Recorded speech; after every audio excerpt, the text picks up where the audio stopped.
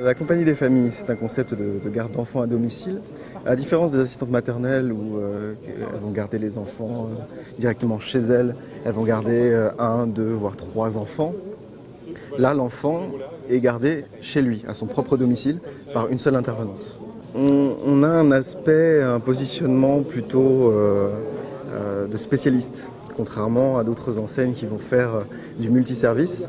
Ils vont faire du repassage, du ménage, les enfants, les personnes âgées, alors que ce ne sont pas du tout les mêmes métiers.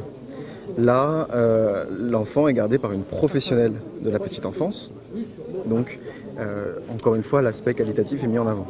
On ne peut pas garder des enfants comme ça. Il faut avoir un agrément qualité qui est délivré par le département. Donc il y a tout un dossier à monter, il y a un aspect financier également, une recherche de local, et puis des formations. Il y a une vie dans le réseau.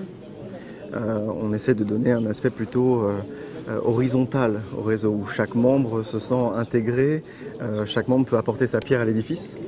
Voilà, plutôt qu'une hiérarchie plutôt verticale où il y a le franchiseur qui va contrôler un petit peu ses franchisés un petit peu partout. Donc il y a cette vie de réseau avec des conventions nationales et annuelles. Et puis des formations qui sont organisées sur différents aspects tout au long de l'année. Alors il n'y a pas de diplôme spécifique à avoir, mais il y a un gros aspect commercial à faire.